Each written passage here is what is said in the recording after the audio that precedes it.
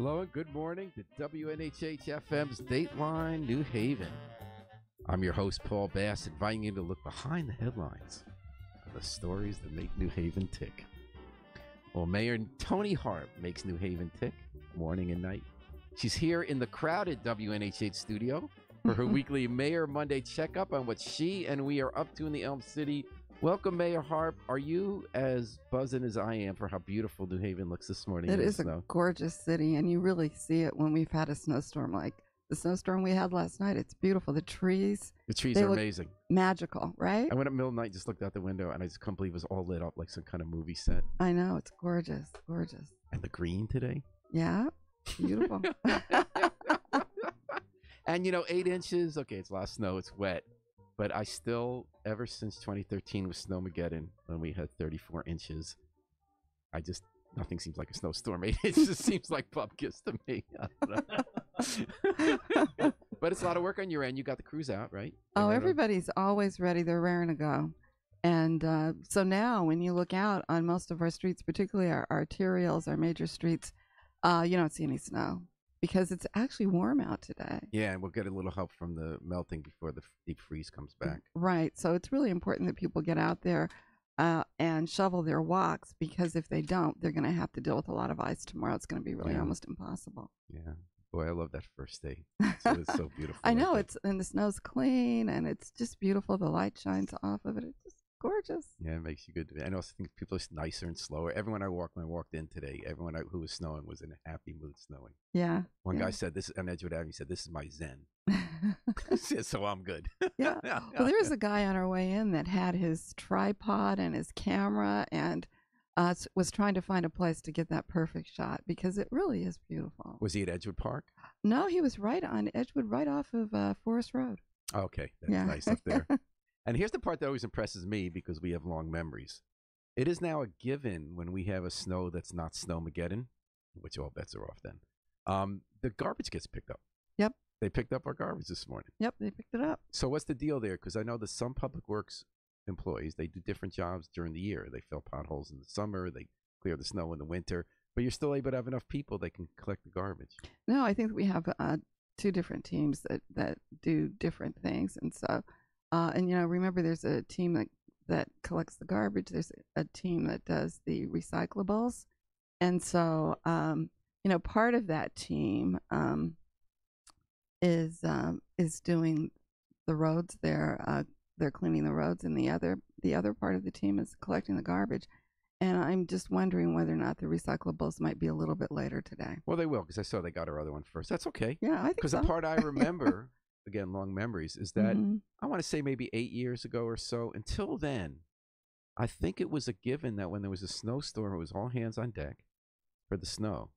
And we used to wait. Sometimes the whole pickup would get backed up for days. So if you had a snowstorm that, well, in the old days, 8 inches used to be a lot. But, if you have any kind of significant snow, it would back it up for days, and it would cause a lot of trash on the street. It was a pretty bad situation that they couldn't keep up with. So we have a new normal. Things have really improved over time. Yeah, so. It's a new normal. We have figured out how to do a better job with streets, I think, and all that. I think so. We got a great team over there. Jeff Pescasolito and his folks, they work really, really hard. And, and it's a job that a lot of people wouldn't do. So I'm really grateful to them and how hard they work, how they think through problems and try to solve them. And so we're really blessed that they are a part of our team. Crews, I heard this morning, we're dealing with 30 down branches around town, maybe around 20 of them knocked down wires. Right. So there are around 300 people without electricity. Mm-hmm. Not a huge number, but that's 300 we hope get the electricity back on soon. Well, I don't think either one of us would have wanted to be one of them. No, I would not want to be. Yeah. And the fact that people start to work so quickly to get them back powered up is really important. And I think everybody knows if it's over time, they can call us, and LCI will come out and try to help make sure that people stay warm and safe. And by the way, if you have any questions for Mayor Toni Harp here on Mayor Monday, feel free to go, just go to the Facebook Live of New Haven Independent. You'll see the video there, and just hop on and send us a question if you want. Bob sent us in a question. He asked whether there are any street paving projects on tap. Well, yes. We have a committee called the RAC Committee. And RAC. Okay. And I forget that acronym. Resource Allocation Committee. And not the liveliest name. RAC is better. Resource allocation And committee. it's comprised of alders and our staff, and together they look at the way streets are rated, and then they set up a list based upon the worst streets first to get repaved. And again, and at what level? And again, that's relatively new, because years back, people used to always wonder, what's the mystery of who gets a street paved? And alders at that level, that's one of their big jobs, is people asking about street level repairs. And they get together, as you said, and try to do it in some kind of transparent way that's fair.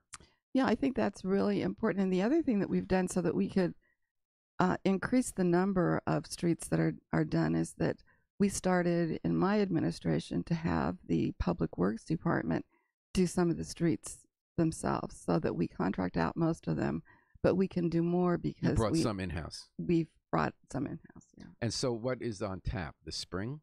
The spring, as soon as the weather breaks, then we'll start doing streets as well as sidewalks. All right. And by the way, I forgot to thank Gateway Community College and Bertram Moses PC for providing support for today's program. Mayor Harp, the big news over the past week is the city budget came out. Yes. You know what cracks me up? So last year there was a tax increase. Right. So as soon as there's a tax increase, you write in any publication like the New Haven Independent, New Haven Register TV, there's a tax increase, and everyone goes ballistic and they're all reading it. So the next year we in the press say, oh God, the budget's coming out. We better get on that right away because everyone's going to want to read it. But when it's like man bites dog or dog bites man, when there's no tax increase like this year, not that many people care, even though budget's really important. I mean, how are you going to spend $530 million? There's a lot at stake there and a lot of decisions. But it's all about tax increase. You ever notice that? It's all about that, yeah. And, people want stability, I think, more than anything. So you did manage to avoid a tax increase. How did you do that? Well, one of the things that we did was that we reduced the number of sworn officers. It was brought to our attention that even though we have 490 in the budget, we never, ever reach that number. And so since we don't reach that number, we don't really have the capacity to reach it. We're not going to budget for it.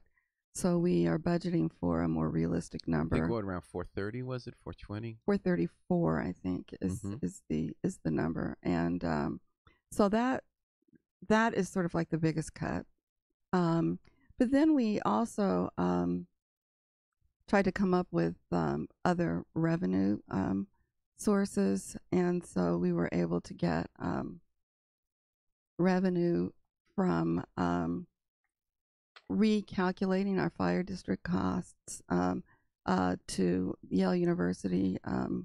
We hadn't calculated it since they had been doing providing a voluntary payment, so we recalculated that. So we'll be discussing that with them. I'm sure that first started when you were an alder back in, I believe, 1991 or 1990, right, when they agreed to start paying for fire service. So is the point that Yale has built a lot since then, just to begin with 2 residential colleges and the youth school management campus, and among other places, West Camp. Well, that's in West Haven. But is the idea there's more fire service being provided? Right, and that our costs are higher, and I think it was based, at least initially, on our overall cost, but we hadn't really addressed it. We were able to look at towing. We discovered that Bridgeport, in its towing program, actually gets some dollars reverted back to the city. All of the towing dollars were going to the towing companies, and the city really wasn't getting anything. We didn't think that we could, and so we discovered that Bridgeport had an ability to. How did that work? Like, why were they able to? Well, I guess we could have always done it. We just never did. And so basically what we have done is to give a little bit of an increase to our towers, and then $10 per tow to the city. So you went from 75 to 88. Is that the right number? I think it's 89, yeah. 89, okay. So we're going to charge a little more for towing. A little more for towing. And so if you don't like that, you could park legally. And pay your taxes. It's one of those costs you don't ever have to have. Got a few new positions, parks. Yeah, we're getting a new tree crew as well as a supervisor. One of the problems that we've had in particularly Morris Cove and in Westville, we're the Elm City, and there's a reason that we're called that. but we haven't been able to get to all the trees that need to be trimmed and all the diseased trees that we have in the city. And so we know what they are. There are about 3,000 of them. We have 2 crews currently. And so a lot of community people are really upset because we haven't gotten to their trees.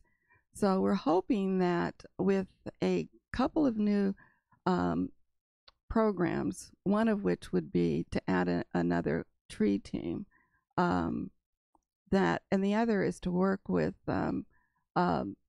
URI and Emerge to do. URI is the Urban Resources Institute, another great name with resources in it.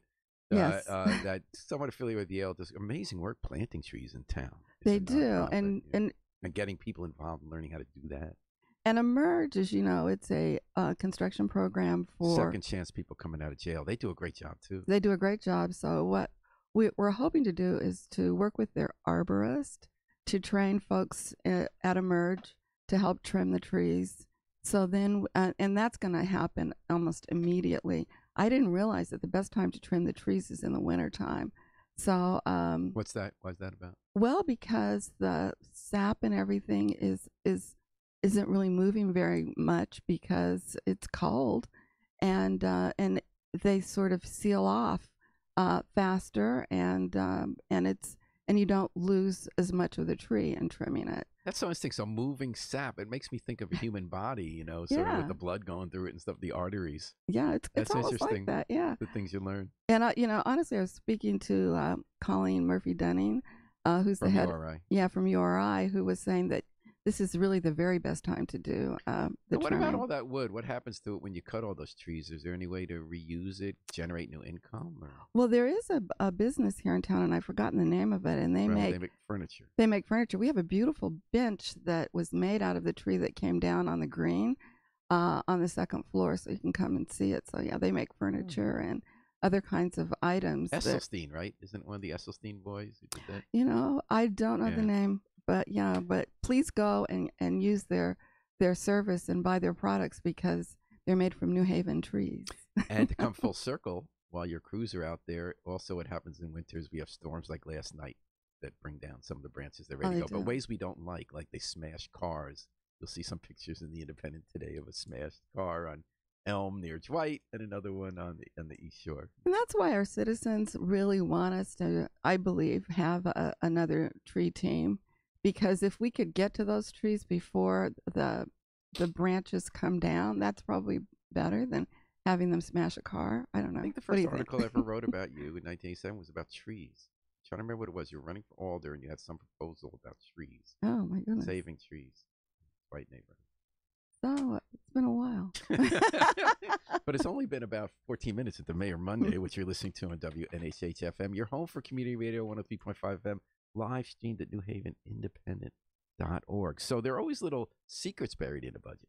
Mm-hmm. So you hand out the budget, and then we try to see what little secrets we can find. What would you find? My favorite one was, so there's going to be millions of dollars in new building permit revenue. Right. From, quote, an expected new development by Yale New Haven Hospital.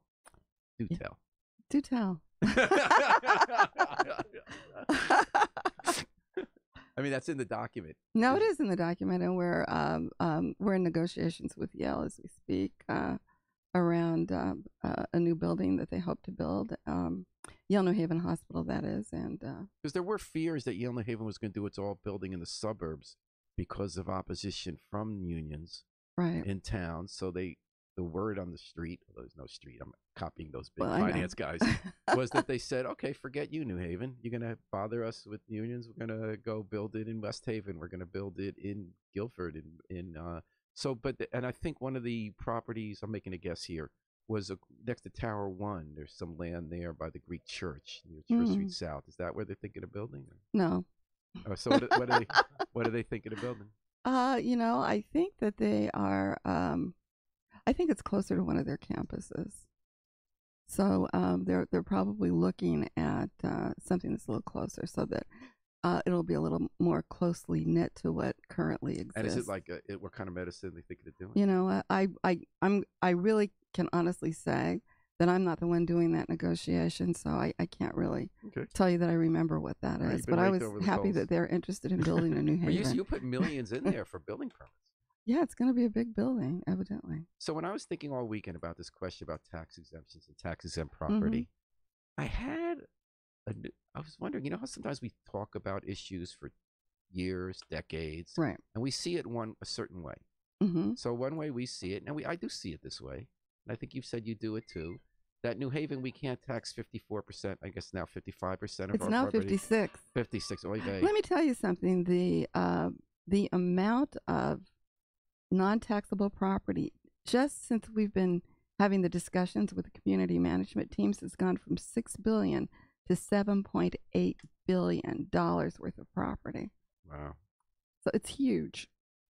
So, and you know, the way we've always looked at that issue, and I still see it this way, is that New Haven's put it at a disadvantage. The state says you can't tax this property. We rely on the property tax. We don't have permission to use other taxes. So a car costs twice as much for taxes here as it does in the same car in a rich area that doesn't have all this non-exempt property. But I did think of one thing that maybe I'm wondering if, to seeing it as somewhat new light. So there's no question that the state tells you we can't tax it and they should reimburse us, and then they don't through the pilot program, so we're upset about that. Right. But if we didn't have, let's say we're SOM, School Management Yale, built a new campus. If they weren't there, it's not like we would be able to get that amount of taxes from that property. I mean, would someone else have built a big project like that? You know, the thing that I think about, and I think you're right to think about it in that way, but I also think about the other benefits that we have in our city because there's this building. It provides jobs to people who live in New Haven. It brings jobs to people who live in the region and sometimes even outside of the region that come in.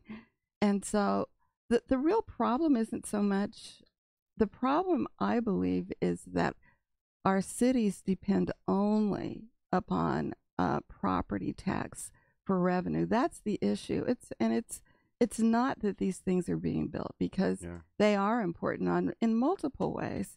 The real problem is that we are constrained in the manner in which we can pay for services. So that doesn't change the issue that you've brought up, that the state should meet its commitment with payments in lieu of taxes to make us whole.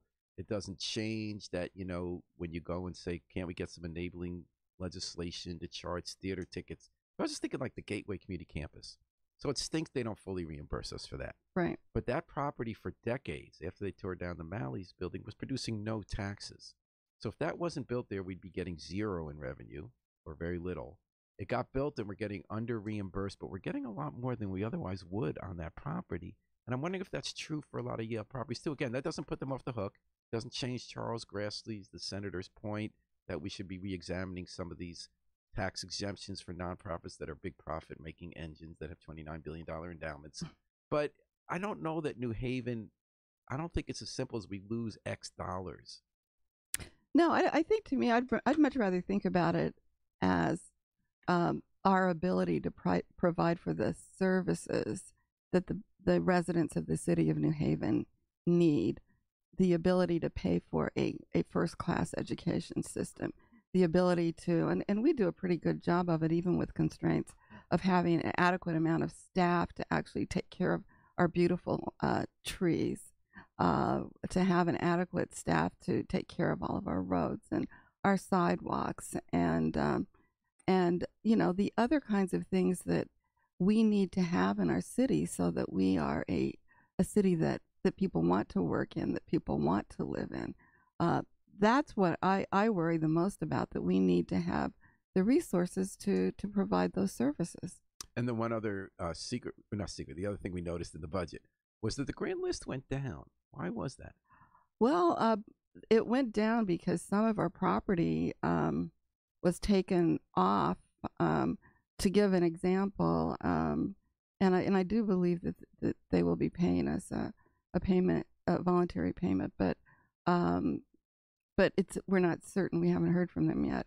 But in Science Park, there were a number of buildings that we believed to be taxable, and we're paying tax, and they were actually trying to fight the amount of the tax assessment that we had, and then got a call from Yale saying, no, they're educational use.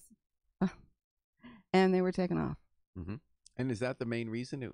Because, I mean, all these projects we got going. It was about $15 million worth of... and I'm also just wondering if a lot of the stuff that's getting built doesn't show up immediately on the grand list. Oh, no, absolutely it doesn't. Because there's a 5-year phase-in, right, by state law. If you increase the value of a property, it takes 5 years to be fully I think taxed. it's actually 7 years. It can be up to 7 years here in the city. The first 2 years, you pay on say, like some of the parking lots that are being rebuilt, you pay the taxes that were paid for those lots for the first 2 years, and then it's transitioned in over time. So when you see those workers working at Audubon, for instance, and Grove, we won't see that tax. We'll see the tax revenue. We won't see it for a few years. We'll see the revenue that we've gotten, we've always gotten for a different use. And it's not until the third year, the first 2 years, it's at the current level, and then the next year, it starts to be transitioned in. So over time, we will finally get up to 100% of taxes. And, like I give 360 as an example, 360 State Street. The moment that they got up to full taxes, they took us to court. Oh, man. What happened with that? I think we won, or we negotiated something, and then they sold it. So now we're good. Oh, they were trying to get a better price. Oh, I see. They wanted to get an advantageous tax settlement for their price. Right, right. We know how that works. Yeah. All right. Well, we know how street outreach workers work. And about a decade ago, we pioneered a program. We weren't the first, but Providence, a few others pioneered after. We get people who have credibility on the street. Right. Some of them were in the life. Some of them weren't, but they have a lot of credibility with people who have been involved in violence and crime. And they work with people who are shot or getting shot at. They go to the scenes, street outreach workers. They go to the scenes of shootings. Right. They go to the hospital. They do case management. They follow people around for a while afterwards to help them get straight. The program withered a lot. We used to have 8 full-time people working in the city on that, run through the Family Alliance. We did a very good job for a lot of years. And then your administration noticed that Family Alliance was not getting all the revenue streams. We always put some money in as a city, but they had other funders as well that went away. And the program, all of a sudden, we were hearing it might close any day. So you guys are keeping it on life support for a while. And now a new organization started up, run by the former street outreach workers, and Jihad and some others. Right. Mm-hmm. Dougie Bethia and June Boy Outlaw. And they and last week you announced that you're hoping to build this back up. You've given them some money to get started, but also have a plan to hope they can get other money for part-time people work. No, exactly. They came together and developed a 501c3, and then they sought certainly the funding that we give them, but as well outside funding. I think they're getting some funding from Yale New Haven Hospital as well, and I believe that they are applying for grants nationwide. Have a lot of confidence in Leonard Jihad. He is been around for a long time. Came up through the probation department, and I guess was actually in charge of that for this area. And so he's taken the leadership on, and it's a really important program. I don't know if you'll remember in January when we had that rash of shootings. We were able to stop all of that, find out who did it, get those people. Was that the street outreach workers? They were very helpful in that, especially for the younger people who were involved. All the people who were involved in those shootings are now off of the street. Oh, that's good. And it's largely because of the collaborations that we have that include the street outreach workers. So interesting, at your press conference this week, you had Carl Jacobson, who's in charge of the intelligence unit. Right. And he just couldn't say enough, and he meant it, about the trust in that relationship with cops and the outreach workers. When it started, it was a much different story, as you probably remember 10 years ago. You weren't the mayor yet. But I remember one of the officers was working with the street outreach workers, and they negotiated a truce that ended a series of murders. And the police were mad. They said, this is not policing. You're letting the thugs take over. You're giving up our streets to the people who should not be in charge of things. Boy, the times change. Well, I think that one of the things that we notice is that, especially when you have a lot of gang violence, you really can't police your way out of it.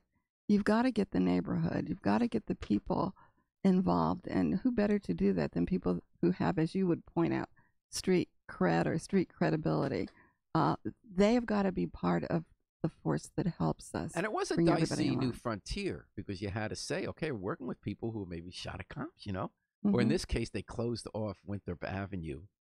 And they actually told the guys in these beefing groups, because it turned out it wasn't over drugs, like girls and Facebook and stuff. They said, okay, drop your guns and duke it out. Now, obviously, a police department can't say, go beat each other up. No. So they like hit each other and then they shook hands and it was over. It's sort of like a new frontier. So I don't think police could do that, but you know, I don't know. Well, and you know, Lieutenant Jacobson also pointed out, you know, like they can't go to look for someone with a warrant and not arrest them. But you can send a street outreach worker in there and they can go and say, look, you know, you got to cut it out. Yeah. And they're looking for you. Or you know, like the next step will not be so good for you. Well, the next step you're listening to is at Mayor Monday on WNHH FM, your home for community radio, 103.5, live streamed at newhavenindependent.org. Last week, there was a hearing at City Hall about the mess we've had in our elections and trying to count votes. I was surprised because they didn't deal at all with what I thought was the most serious problem, which was that it takes us days to count the vote, and there isn't much credibility by the end of it when they keep recounting and yelling out, you know, at 3 a.m. what each of the numbers is and doing it by hand after the state's counted. No one talked about that. But they talked about the most visible problem, which was election day registration when it took 4 hours for people to sign up and vote. And I wasn't as upset with the city for that one because I kind of felt like these Yaleys should just register. Like, why you all wait the last day and coming down? But in any case, you know, there was that problem. There weren't enough registrars. And there was also the issue of wet ballots didn't go through the machines. People didn't show up at the polls. Poll workers, it's tough. You know, it's like an 18-hour day sometimes. You don't get a whole lot of money. So there was that whole hearing about what should be done. And there were lots of very positive, constructive suggestions. Hiring more college students to their schools to sign up. Working with the colleges to inform their kids about where to register. Last time Yale was telling them the wrong place to register, so that was some of the confusion. Hire more registrars, though it's unclear where the money would come from. Younger, better trained poll workers. Did you have any thoughts when you were? So I know it's not you're technically by law not in charge of that because otherwise you'd be overseeing your own election like they do in Georgia. You know, but did you have any thoughts on that? No, I do think that a couple of things. That there were some state problems. The number of lines that we had into the IT lines that we had into the state were limited, so that even to report results. No, not to report results, but to actually register people because you have to get into the state system. Yeah. So if we did too many at once, we could have, the whole system could have crashed. And so we need more of those lines because I think we probably have more people because we have more colleges than any other town in the state. So we need more of those lines. Right. The second biggest problem was up by Storrs, I think. Oh, okay. Yep. And then, I think that there's this issue that the elections often, well, I guess this isn't really, I was going to say something that I thought through, and it's not quite right. But a lot of people thought that they could get absentee ballots from their home state. And then I did meet some kids like that on the line. They were confused. Yeah. And then when they discovered that they couldn't get them in time, they still wanted to vote. Yeah. And that's one of the things that caused the big line. I think the fact that, and I believe it's the Secretary of the State, maybe it's the legislature that limits a town to one election day registration place is a mistake. And that there really should be one at colleges, around town and other places so that you have more than one. It would have been great if we had one at Yale. It would have been great if we had one at Southern. And then maybe there could have been another place for people that we've just seen where a lot of people come and want to register late. But the fact that it was just one place was, I think, the biggest problem. It's had people re-examine election day registration. So I know I've talked about this with Secretary of State Denise Merrill, who's in charge of elections. She's a big believer in it, as are Democrats nationwide. Mm-hmm. They want to make it easier to vote. And, there are people, and I understand this, some people work 2 jobs and don't even get any time off, or they have to rush in. I wonder whether this is an unintended consequence that, you know, if we had some more rules where you had to like do it in advance, in the end, did we help enfranchise more people? Or is the answer what you're saying? We just have to be committed to it and devote the resources. Have to be more lines into the Secretary of State's office. Have to be more locations where you can do election day registration. And, you know, the other thing that I wonder, you know, like I look at these southern states, you know, you watch them on the news and they have early voting. And you can vote for 2 weeks prior to an election. And why can't we do that here? You know? Okay. And then, you know, the other issues that were discussed was the poll workers. Like, you know, a couple of years ago when there were those huge lines in Ward 7 downtown, some guy he overslept. Who was supposed to be working there at the polls, you know. He didn't open the polls. And I remember for years the registrars back to Sharon Ferrucci's day, they were just trying to find people. So used this joke when we'd come cover the election, say, "Stop asking me questions, go work at the polls. We need people," you know. and it's hard to find a lot of people. One of my big bugaboos has been that we have this crazy system where we carve everything up at the mini wards. So first of all, some years you vote in one place and other years another. If you live in Worcester Square, sometimes you're going over the river to the annex on an odd number or even, and the other one's in your neighborhood. So it's hard to know where to vote because the same street you and your neighbor could be in the same ward for a city election, but a different state legislative district. And in fact, you could be in the same state rep district, but this different state Senate district. Yep. And it's crazy. Ward 7's the worst. Ward 7 is nuts. But how about Ward 4? So in Truman School, which has a tiny slice of West Haven, like anybody even cares, but you have 2 or sometimes I think 3, but sometimes 2 polling places there. Hardly anyone votes in Ward 4, but you have to field the whole team of poll workers for each, quote, polling place, which means 2 inches away from each other in the gym at Truman School. Right. You and I went there last election. We saw that. Not many people streaming in, but you got separate teams working.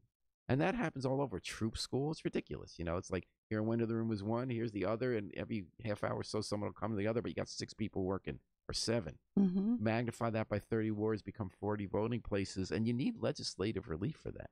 No, you do. You do. And I think that there's got to be a way that it can be a far more rational process, and that people have to think about it, especially in larger cities. It works if you have a city of 5,000 people. And they have a small board and a small on municipals, and they, you know, maybe they have a senator and a state rep, but that's it. For the whole town. It's like Montana, more congressmen, more congressmen, and more senators. Yeah, then congressmen. There also Linda Greenhouse is a retired New York Times Supreme Court reporter. She's lived downtown in New Haven for 7 years. She grew up in Hampton, moved back after she retired from the Times, and she's been watching with fascination and a little bit of outrage what happens at the Ward 7 polling place every year. And here's what she wrote in as a suggestion. If 14-hour days are too long, why not 2 7-hour shifts? If it's too hard to recruit low-wage and barely motivated individuals, instead of treating it as a minimum wage workday, make it fun. Make it an inspiring exercise in democracy. Make it a party. Recruit on the campuses, of which New Haven has many. This could be turned around in no time. With a little imagination, I would even sign up myself. Other people say it's not that simple. It costs money. You know, it's a little hard to engineer. Any thoughts on that? Well, I think I always like making things fun. So I think that's really important. And the first year that we had election day registration, some of the folks from Yale Music came over, and they played music while people waited in the lines. And I thought that was really, really nice. And I do think that we've got to find ways to let people know that these jobs are available. What really helped us out, and it was at the last moment, was the kids from Yale Law Clinic came over, and they helped do some of the work. And I think if we think about this proactively, and I believe that the registrar is doing that, that we can begin to take some of the ideas that came out of the hearing, some of the ideas that a number of people have had. We had a lean, there are people who do sort of like the lean manufacturing come in and take a look at our system, and they have ideas. Oh, is that the just-in-time people who say we know how to shift how many people you have working somewhere based on what demand is at any one time? I don't recall that being a part of the report, but yeah. So, but they took a look at it, and as well, I think part of what they recommended, I mean, something as simple as having different lines depending upon where your name falls in, or your street falls in the alphabet, makes it easier. Good idea.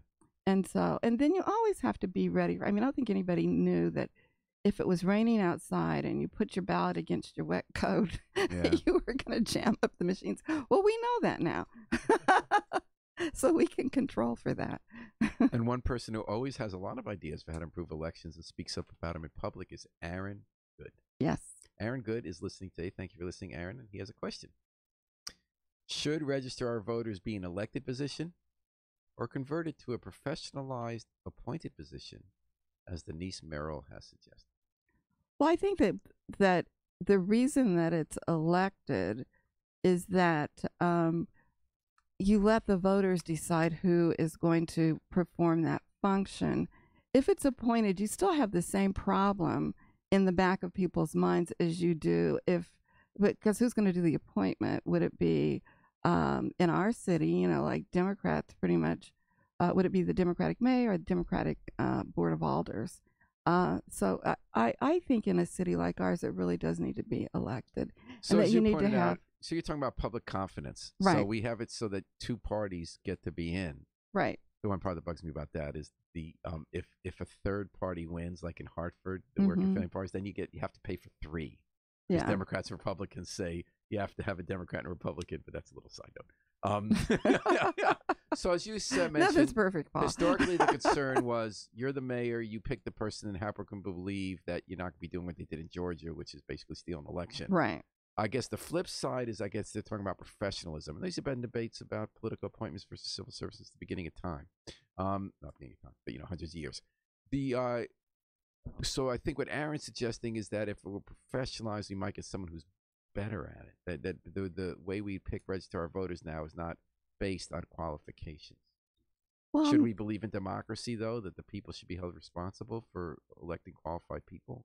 Well, I think that we should do that. And in all honesty, think about what the test would be for a registrar of voters, and when you think about what that would math be, I can't apply.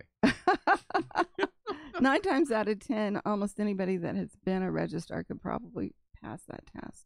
Right. So, but we don't always pick people to run who have been registrars. No, but you do pick people who could probably pass. My point is that they could pass the test. Gotcha. Okay.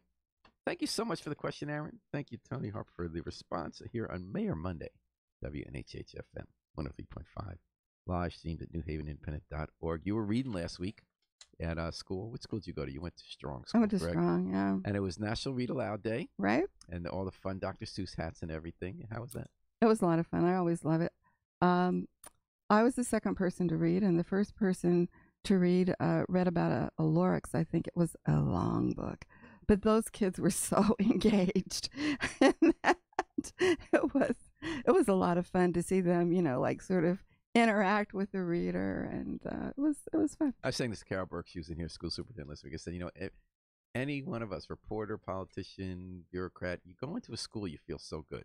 You do. I remember John Daniels when he was the mayor. He said the best he ever felt was when he get out of the office where all these grown-ups want stuff from him, and he just saw kids in the schools, and you feel so good about what's going on in there. No, the kids were really a lot of fun. They were really cute, and they were really engaged. When Dr. Seuss, when my kids were growing up, it was sort of like a rediscovery of Dr. Seuss, and we read Dr. Seuss books when they were a little morning and night and loved the whimsy. And now, so every year when they have this event, I always assign someone to go write about Dr. Seuss. And now what's always brought up is what's come to light about Dr. Seuss's past. Have you know about any of this? I don't know about it, no. There are two things, but the main thing is that early in his career, he did many very racist cartoons. Oh. And he apologized for them. And most of them were during World War II about Japanese Americans. Oh, my goodness. With really exaggerated features and language and calling them the enemies of the country. And then he also did about black people as savages. And this was in the 30s, 40s, but this was before his career as a children's author, before he was like a wonderful liberal writer for the newspaper PM. I just wonder, what do we do about that? Because now it comes up every year. So as I, as an editor, hear about it every year. And I think that you hopefully you talk about his journey.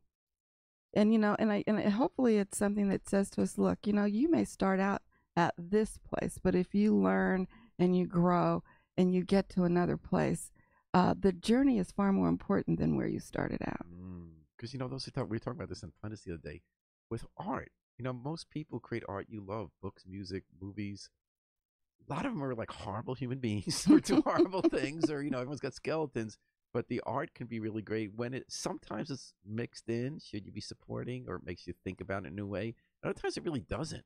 You know, like great poets who had fascist leanings, or filmmakers who've done crappy things in their lives. You know, I don't know where would you draw the line. It seems like what Dr. Seuss is saying, that someone who had a journey early in life, made mistakes, and really repented for it, Right. could move on. And you know, the whole idea of redemption is, you know, like an idea that I think that we should use and keep for everyone, if you can learn and grow. I mean, I think that's a really great thing about being on this earth, is that, you know, like you start out in one place and you can actually move to another. You can grow and you can see things differently.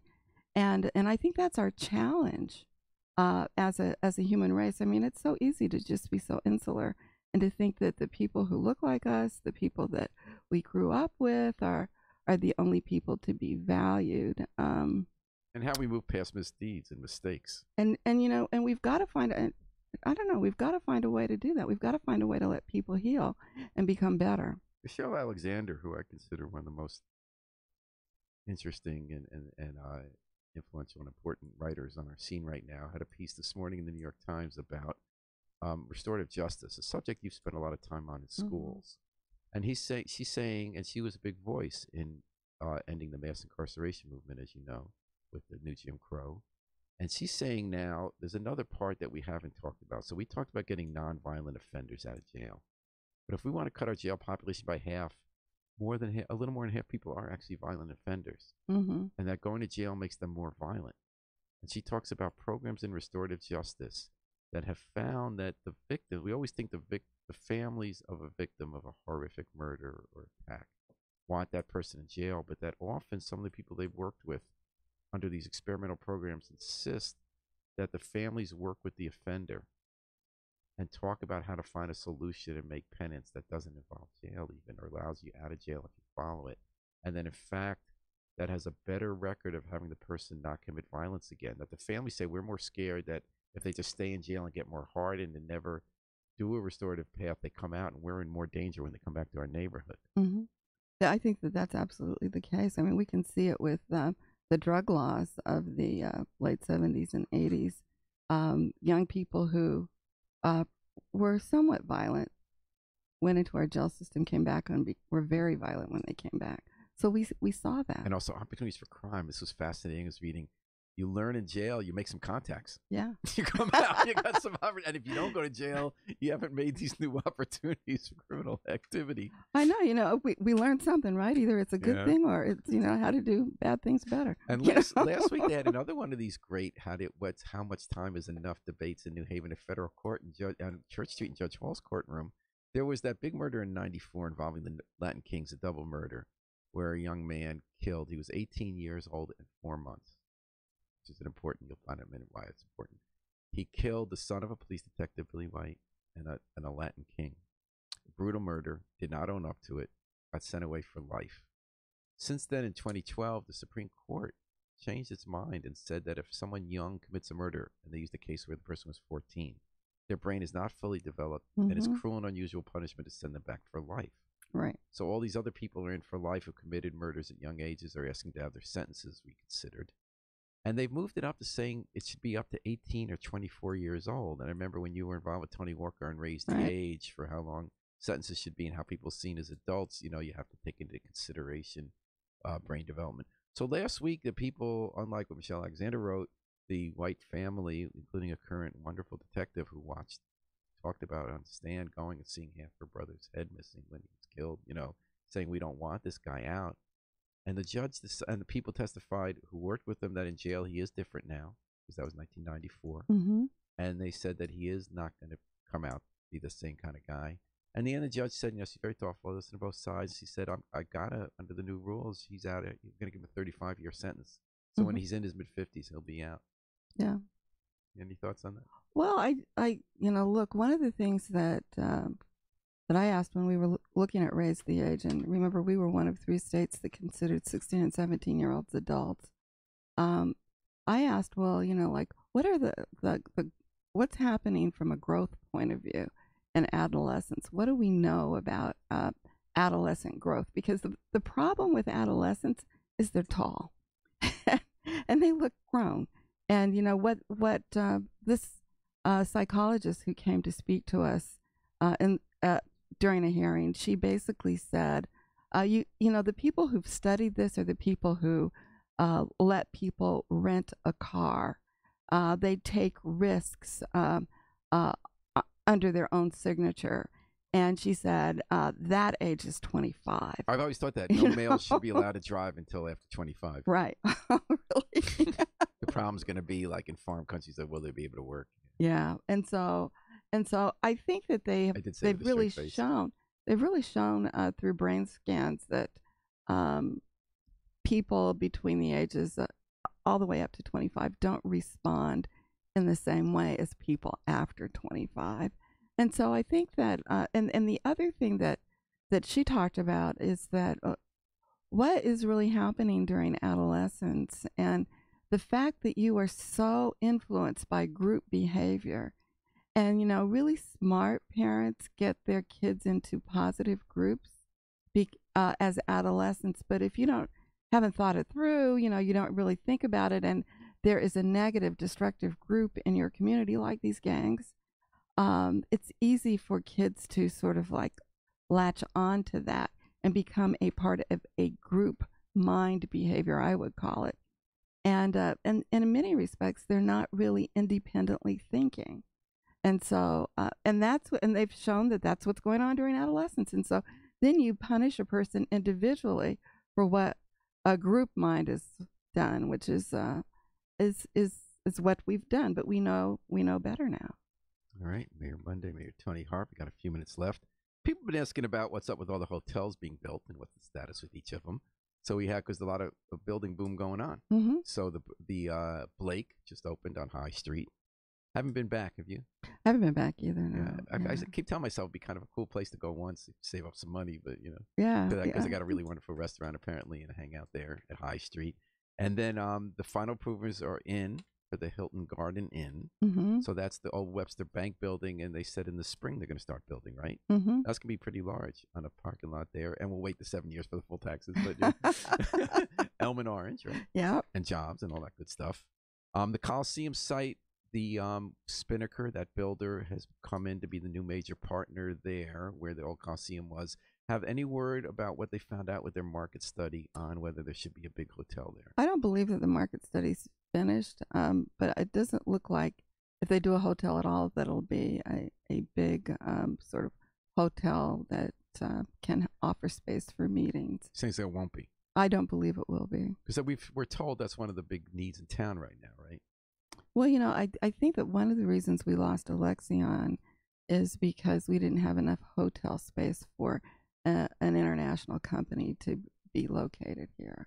And so you're seeing, and think about. Well, there's no question. You're right. I mean, the market's talking. All these people want to build hotels. Right. And so I think that we're going to see more of the smaller hotels being built. I think they're going to build one out on Route 34. They've been talking about that for a while. That's that project across from Career High, and Yves Joseph, who was in the development team with Robert Landino, formed his own company. He told us to try to pursue that project. How close are they? I think they're still trying to pursue it, and I think that they are meeting with a number of hotel developers, and there's that issue that it has to be unionized, right? So that has to be built into. Yes, and so they're aware of that and are.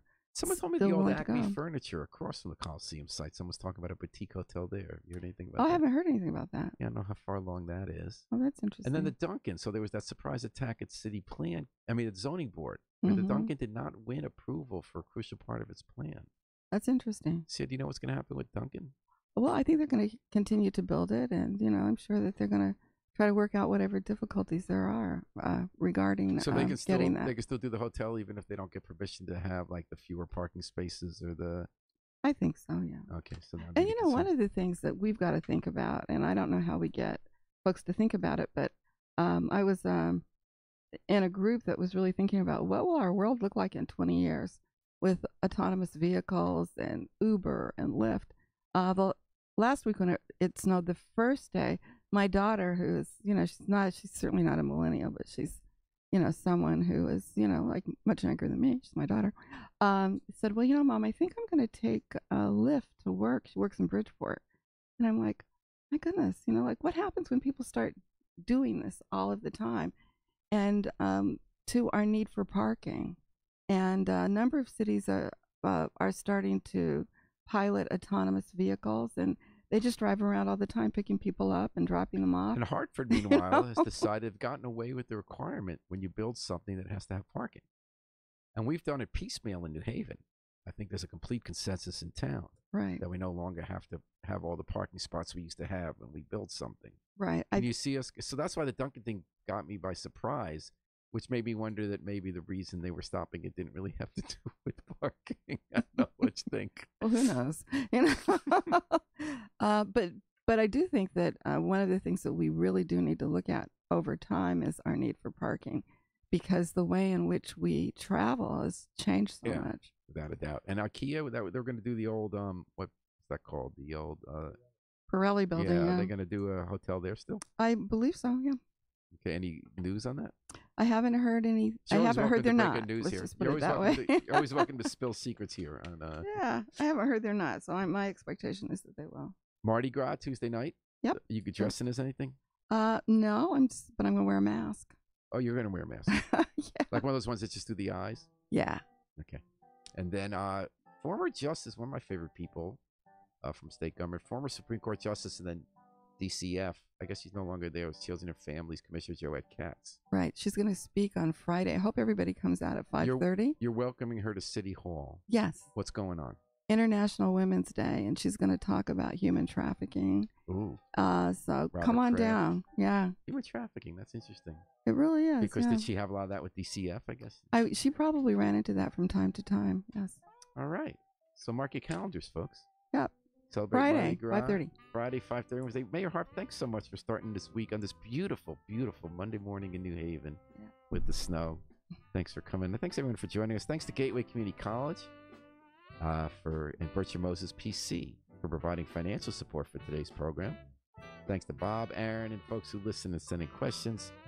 We're going to take it out with the Afro-Semitic Experience, performing I Wish I Knew How It Would Feel to Be Free, from the group CD, A Plea for Peace. This is Paul Bass inviting you to fly free with us all day long here at WNHH, New Haven's home for community radio.